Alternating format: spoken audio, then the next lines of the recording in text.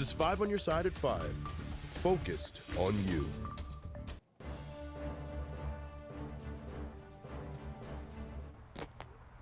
Freeze it! Arms! Now at 5, people on both sides of the river showing gratitude and respect for those who have served our country. Good evening, I'm Brent Solomon. Today, organizations all across our area are holding events, ceremonies, and parades to honor vets on this Veterans Day. President Biden marked the day with a wreath-laying ceremony at the Tomb of the Unknown Soldier.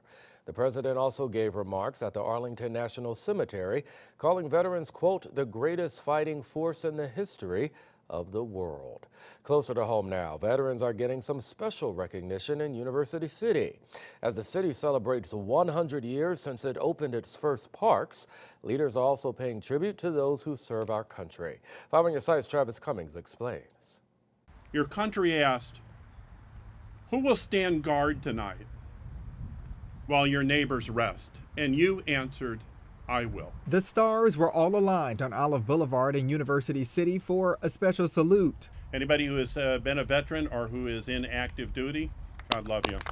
Our nation's heroes receiving honor on top of an honor. And we have been celebrating our parks for the past year.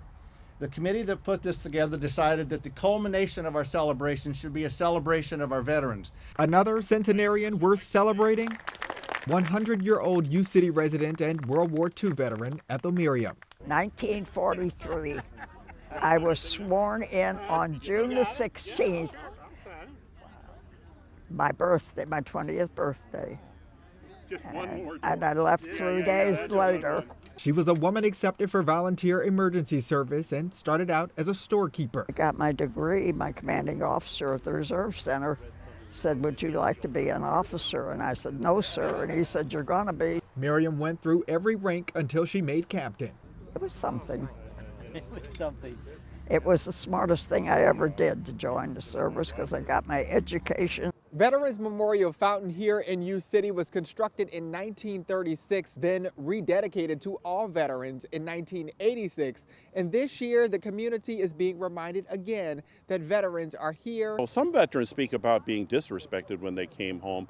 I experienced being isolated and not really having anybody to talk to who understood my experience. Today's a chance to remind them they're forever stars. Travis Cummings, 5 on your side. And here's a fun fact. University City opened its earliest parks in 1923 with the help of a bond issue the prior year. And that's when leaders came up with a plan to name parks after retired mayors. In downtown St. Louis, the annual Veterans Parade made its way down Market Street. This was the scene earlier this morning. And the 5 on your side live bus was there. Along with dozens of veteran groups and local organizations, the parade ended with a National Guard Hall of Fame induction ceremony, as well as a car show. Well, in the Metro East, a parade took over downtown Edwardsville just a couple of hours ago. Edwardsville American Legion Post 199 hosted its annual Veterans Day Parade. This was earlier this afternoon. The Scott Air Force Base's Color Guard led that parade. And happening right now, an after party is underway at the Legion on Route 157.